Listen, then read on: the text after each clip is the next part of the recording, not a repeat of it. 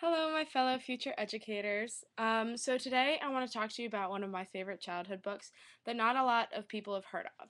It's called The Rainbow Goblins by Ul de Rico.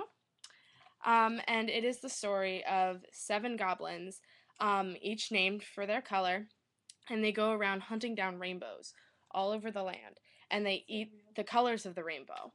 And they are wreaking havoc all over the land, and there's one valley that has never known goblin fear, and that's the hidden valley of the rainbow. And of course, these goblins have heard of the Valley of the Rainbow and the perfect, most succulent rainbow. So they go on a quest and they find the valley and they get there and they're hiding out and they're planning to attack and take the rainbow. And the entire valley is thrown into a panic and everyone knows that the goblins are there and they're trying to come up with a way to stop them. So I just want to read you a little excerpt from the book. Then all seven goblins had a wonderful dream, the same wonderful dream, about the paradise of Rainbow Land, where all you had to do was lie on your back and open your mouth, and the most succulent colors dripped down your throat. The dream went on and on. The greedy goblins drank and drank, and at dawn, just as their bellies were about to burst, they were awakened by a distant clap of thunder. The goblins sprang to their feet and rushed to the mouth of the cave. "A storm! A storm!" Red shouted. "Look how the wind is driving it towards us!" Orange cried. And all the goblins danced and pranced about in glee, for they knew that after the wildest morning thunderstorm comes the most beautiful rainbow. Yellow was so proud of his plan of attack that he went over it again, while each goblin tested his lasso. "Red, don't forget that you must seize the left flank." "And I move it on the right!" the violet goblin burst out excitedly. Before the last roll of thunder had faded from the valley, the goblins took up their pails and lassos and marched single file out of the cave.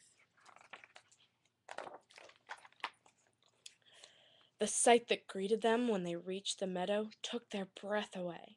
The rising arch of the rainbow, so rich with color and promise, almost blinded them.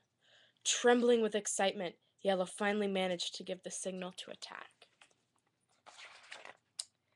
And well, you're just going to have to read the book to see how it ends. So, the Rainbow Goblins, it's not a very widely known book, but it's got, as you could see, it has beautiful, beautiful illustrations and use of color.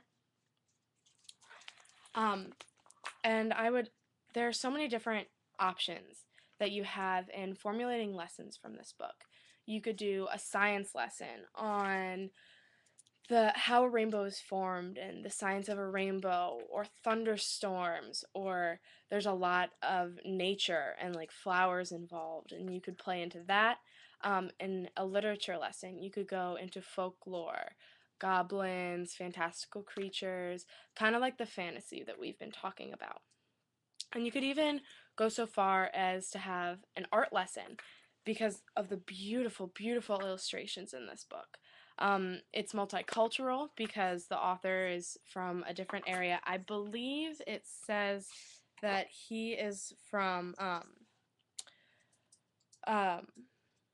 Italy. He is from Italy. And so there are so many beautiful things that you could do with this book. And I really like the idea of using a not so widely known book.